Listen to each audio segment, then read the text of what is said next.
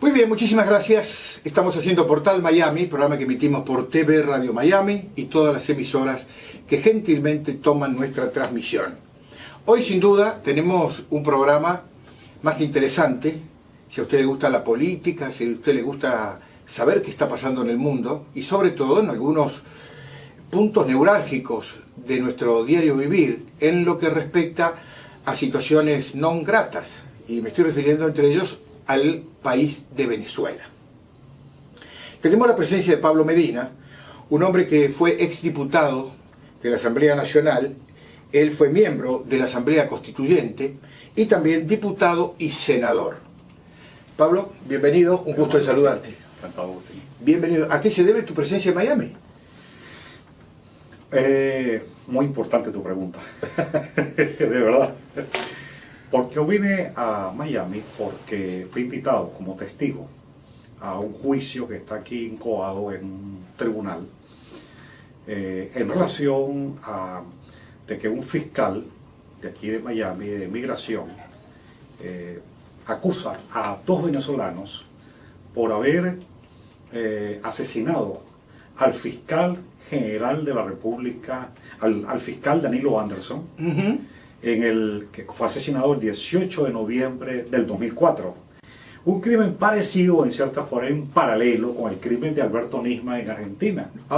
Interesante. Que también iba a imputar al actual presidente de Argentina, y Danilo Anderson iba a imputar también a Hugo Chávez por los acontecimientos relativos al 11 de abril del año 2002, cuando una marcha gigantesca fue a exigirle la renuncia a Hugo Chávez. Y se logró el objetivo, pagando un precio en 21 muertos y más de 100 heridos. Y esa noche, quien era su inspector de las Fuerzas Armadas, dijo: se le pidió, visto los acontecimientos, visto los sucesos en Venezuela, en el día de hoy, se le pidió la renuncia al señor presidente, la cual aceptó. En ese momento Lucas Rincón pretendió quedarse con el poder. Tenía el general un discurso hecho. Incluso yo logré saber, tuve acceso a su discurso, a su documento, pero hubo una reacción de las Fuerzas Armadas, se produjo un vacío de poder, y ahí vino lo de Carmona el Breve, sí, que sí dio un golpe de Estado, claro, pero hubo un vacío de poder. Por esos acontecimientos, el fiscal Danilo Anderson fue designado el fiscal que investigara los acontecimientos y se convirtió en el fiscal de la verdad. Él era chavista, pero un tipo que actuó ajustado a derecho, como hizo el fiscal Nisman ahora, ajustado a derecho, investigando aquella cosa que ocurrió en Argentina hace 10 años. La AMIA. Bueno, la AMIA y la asociación de las consecuencias que trajo con Irán. Y entonces el Danilo Anderson, al efectuar la investigación, se encuentra que hubo militares que ordenaron disparar a una manifestación pacífica, dijo que la manifestación fue pacífica, y en ese sentido iba a imputar a Chávez. Chávez lo llamó, se reunió con él una semana antes, y a ese fiscal, un 18 de noviembre de 2004, en la Avenida de la Ciencia, pues lo quemaron con una bomba incendiaria, lanzaron una granada y después lo remataron con un tiro en la frente y 7 tiros en el pecho. Acusaron a un grupo de personas. Esto es muy interesante que vaya, ¿por qué estoy aquí?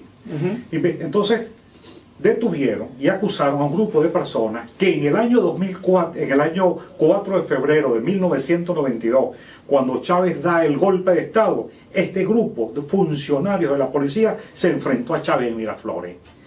Después hubo otra intentona el 27 de noviembre del 92 y también se enfrentaron a esa intentona. Eran un objetivo cuando llegó Chávez al poder.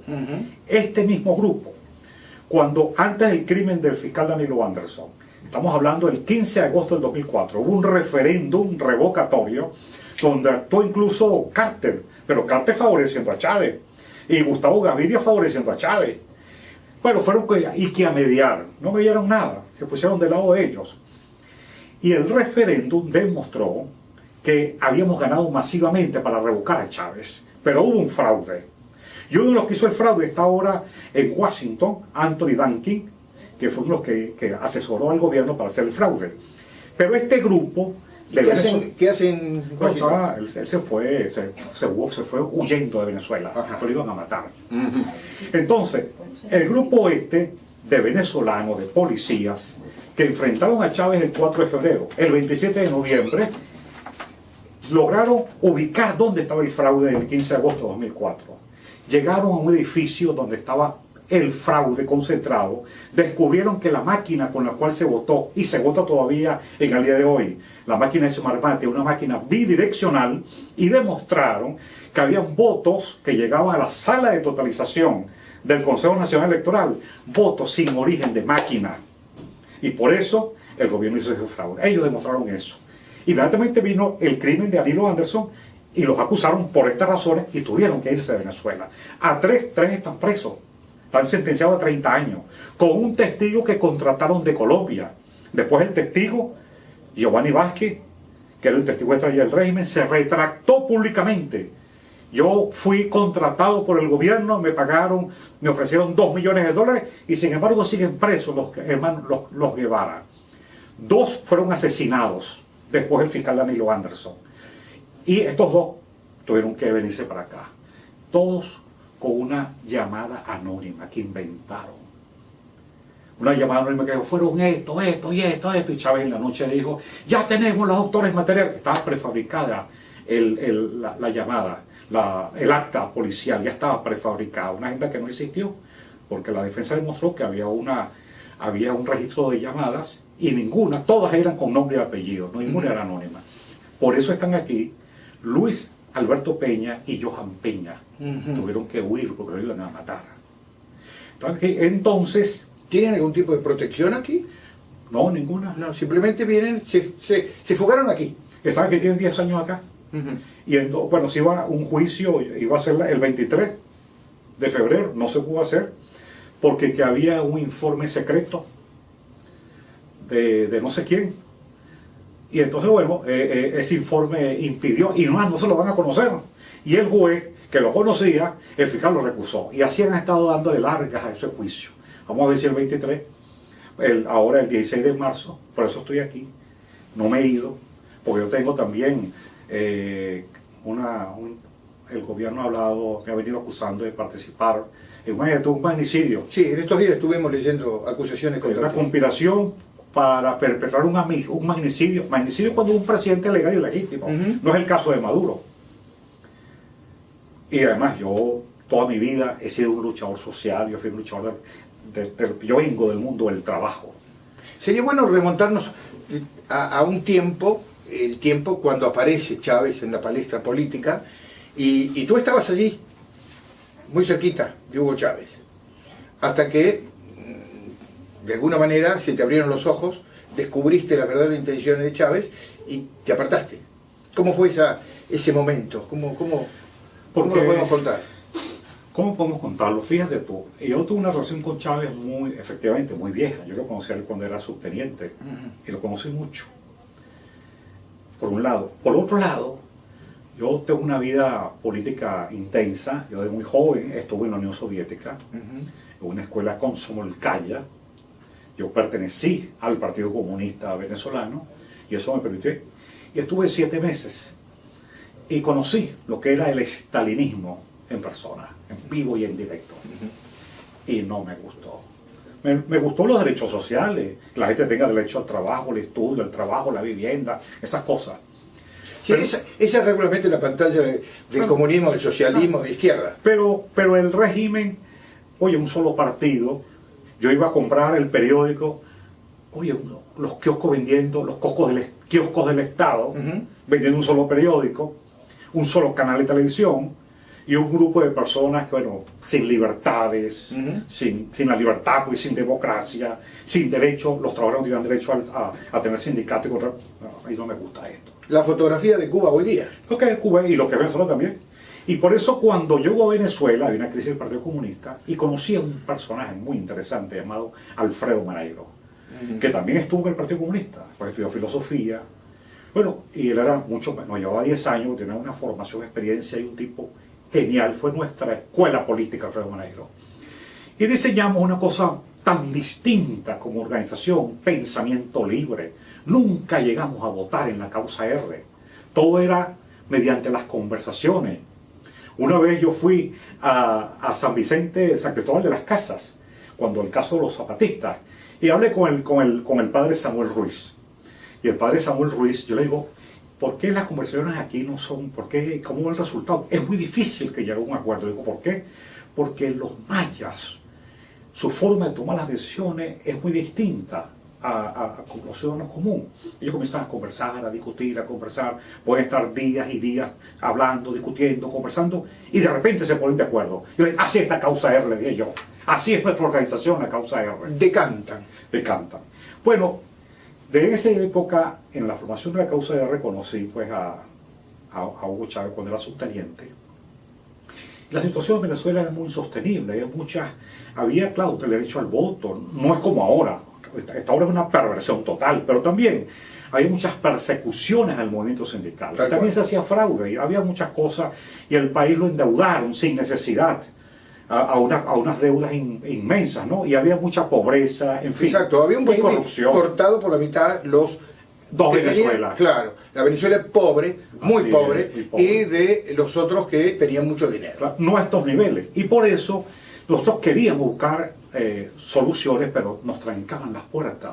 Y por eso pensamos en una acción, digamos, de calle, con pronunciamiento militar, para poder hacer la transición. Pero nosotros siempre hemos, como causa R, pensado en los proyectos democráticos, de ampliar la democracia. Yo nunca he hablado de socialismo.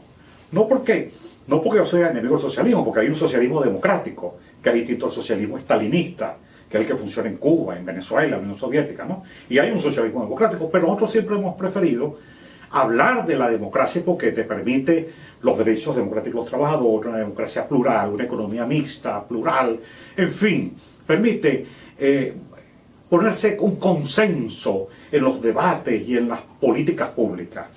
De esa manera, yo conocí a Chávez, bueno, hablamos mucho con él para evitar el golpe de Estado, finalmente lo dio, fue preso, yo lo visité en la cárcel. En la cárcel él trató de impedir una campaña contra la causa R y en mi contra incluso, que era su amigo. E inventaron, entonces él planificó que un teniente se llevara unas armas y entonces yo aparecí finalmente como el autor de que tenía esas armas. Era para llevarme a un juicio y en efecto me llevaron a un juicio. Yo por eso tuve que enfrentar en la propia sede del Palacio de Gobierno de Miraflores, me encontré al ministro de la Defensa, que era en ese momento el vicealmirante Radamés Muñoz, que estaba impulsando el juicio para ilegalizar a la causa R, que iba a ganar las elecciones, y las ganó. Pero montó un fraude con Andrés Velázquez, la causa R, y para imputarme a mí. Bueno, yo me enfrenté a eso. Pero el autor fue Chávez. Ahí me di cuenta que quién era Chávez. Ya él tenía unos muertos encima, antes del 4 de febrero incluso. Pronto, te puedo dar un tubazo, pronto una señora que fue compañera de él, nos va a publicar unos documentos muy importantes. Pero ahí me di cuenta quién era él. Y como además yo tenía la experiencia de haber vivido en la Unión Soviética, yo viví, bueno, no que viví, pero cuando yo fui a China en plena revolución cultural china, y estaba en Cuba, pero yo sé lo que no quiero para mi país. Y por eso me opuse a la candidatura de Chávez en 1998. Pero antes de oponerte a esa campaña de Chávez en 1998, ¿qué te encantó qué te iluminó de Chávez? ¿Qué luz irradiaba Chávez para generar tanto encantamiento? Bueno, en ese momento era amistad. No, pero además de la amistad personal. No, porque es que en ese momento el mensaje era creíble, era un hombre. ¿Cómo cambió tanto Chávez? Mira, cuando yo lo conocí y cuando nuestras reuniones eran unas reuniones de amistad, no había jerarquía. Además, él nos escuchaba mucho la causa R en el sentido de que nosotros teníamos una formación política de ver siempre hacia adelante, buscando, aprendiendo, viendo hacia adelante. Él hablaba muy poco en las reuniones con nosotros, hablaba poco. Escuchaba mucho. Escuchaba mucho, sí. O sea, él no se evidenciaba. No se evidenciaba. Él ocultaba lo que en realidad pensaba y aprendía, observaba. Pero aquí luego tiene mucho la influencia de Fidel. ¿Desde Porque- cuándo nace la influencia de Fidel en Hugo Chávez? Bueno, el momento en que él fue para Cuba, Ajá. ¿Año más o menos? en 1990, cuando salió de la cárcel en el año 94, digamos 95, 96. Ujú. Pero, bueno, la influencia puede ser en un momento, una influencia, digamos, de empatía, aun cuando la influencia, el día a día, se vino a ver después cuando Chávez llega a la presidencia. Te lo digo por un caso. Por ejemplo, Chávez era partidario de que la FARC se convirtiera en un partido político. Que dejaran la lucha armada y se convirtió como el ejemplo de Honduras, de otros países. Sí, pues. sí. Era y después, en la presidencia, como a los 2 o 3 años, ya había una conexión con la droga y la FARC. ¿Ya? Y comenzamos, y Chávez se involucró terriblemente, a tal punto que hubo muchos crímenes y comenzó a controlar toda la descentralización en Venezuela, en la cual los puertos, aeropuertos y carreteras estaban en manos de las gobernaciones, las centralizó todas. Porque en los peajes siempre había una cámara de video, y a través de la cámara de video la policía ya logró ver muchos secuestros y permitió saber a dónde iban los secuestros. Eliminó todo eso para facilitar el paso de la droga. Y se involucró Chávez en esto con Fidel y Cuba. Fidel, un encantador de serpiente. Claro, y Chávez también era el encantador. Y se juntaron los Bueno, dos una ahí. serpiente con la serpientica, Sí, pues. sí, sí. Un aprendiz. decimos. No aprendí. Ajá. Y en el momento que tú le dices basta a Chávez, ¿qué te movió a eso? ¿Qué te llevó? ¿Sabías que venía este Chávez que luego generó, bueno, lo que generó? Claro, porque su condición de militar, por los primeros elementos que yo sabía que era un hombre sin palabra, que era un hombre que era capaz, al mejor amigo, Sin principios. sin principio, darte una puñalada por la espalda. Ujú. Y luego lo vivido por la Unión Soviética, yo hice la ecuación. Estalinismo, un hombre militar, un hombre sin principio, hice una ecuación. No lo apoyo. Y llamé a mi partido, en ese momento que era Patria para Todos, 1998, lo alerté sobre el peligro y que Hugo Chávez iba a destruir a Venezuela. Hace poco, aquí en Miami, fui a un programa el venezolano, televisión. Ujú. Hay una periodista que se llama Carla Angola, que en Venezuela es muy querida y muy conocida. Y ella dijo ahí, en la segunda parte del programa, Pablo, permítame decir lo siguiente, dijo. Yo tengo una formación de periodista, decir la verdad, de no usar cualificativos, etc.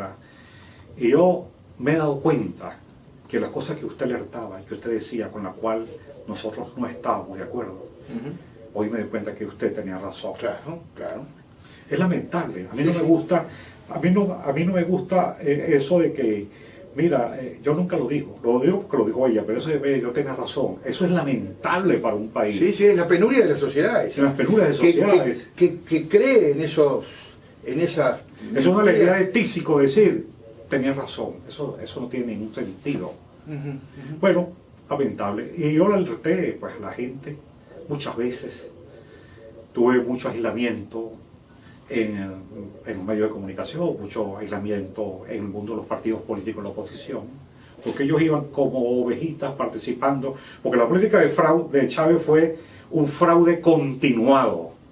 Sus primeras elecciones las ganó limpiamente, sus primeras 3 elecciones, pero después a partir del 2004 era un fraude continuado, con esas máquinas de Marmatic, máquinas que el propio Bill Gates dijo que no se debe usar internet para elecciones, y sin embargo allá las usan. Y fraude continuado con crímenes. Eran fraudes con un baño de sangre. Chávez también utilizaba la calumnia para acusar a sus opositores, Sí, cómo no. como lo hace hoy Maduro. Bueno, en la escuela fue. Sí, claro. Y El maestro y el alumno. lo imiten todo. Aunque este alumno no pudo haber mamado, Nada. porque es un torpe Claro, absoluto. Lo que pasa es que él fue un plan. Maduro es el producto de un plan desde el gobierno de Cuba. Lo primero que hizo, porque él se fue a estudiar a Cuba un tiempo, cuando estaba estudiando bachillerato, tenía un problema de, no es que es bruto, sino que es disléxico, le cuesta aprender y lo mandaron le dicen más burro, pero la gente por más burro, pero no, bruto no es, sino que tenía un problema de aprendizaje y lo mandaron para Cuba. Y en Cuba lo formaron políticamente. Y cuando Chávez llega, se lo colocan de guardaespaldas. Sí. Y estuvo mucho tiempo de guardaespaldas, y era, bueno, guardaespaldas, pues, como digo, que este personaje en Estados Unidos, Archimur, y él le guardaespaldas.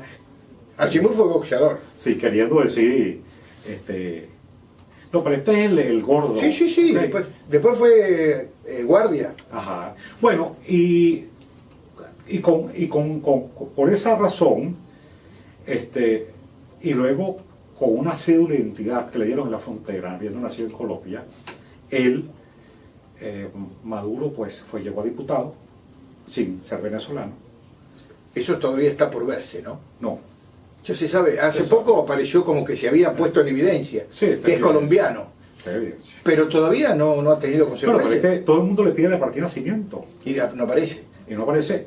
Oye, aquí hay un ejemplo yo sé que, pero el presidente Obama cuando era candidato, también decía que no era Obama. ¿Y qué hizo él? Que está en partida de nacimiento. Claro. Bueno, Cristina Kirchner le estamos pidiendo que muestre su título de abogada, pero tampoco lo muestra. Tampoco lo muestra. O sea, pareciera ser que es una constante, una característica. Una característica de este tipo de personas, pues, sí, como Maduro. En fin, Maduro con eso llega a la Asamblea Constituyente y ahora canciller, vicepresidente y presidente. Una carrera. Eso fue planificado desde Cuba. Eso fue un complot internacional, donde está involucrado el gobierno de Brasil también. A través de Lula. A través de Lula y Dilma Rousseff también. Lula primero, Dilma ahora.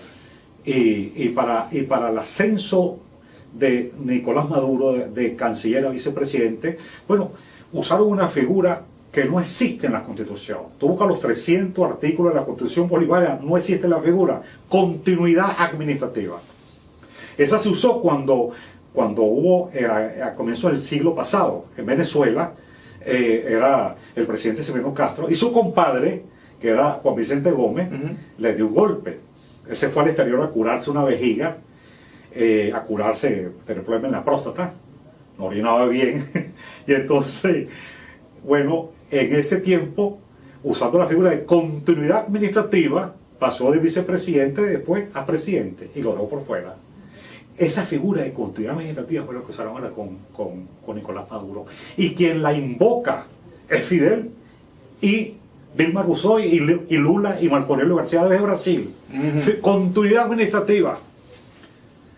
En aquel momento estos dos gobiernos, para imponerla, porque nosotros nos resistimos. Yo le mandé carta al gobierno de Brasil, rechazando esto, como era una intervención. Ellos que les encanta hablar de la autodeterminación de los pueblos, intervinieron e intervienen en los asuntos internos de mi país.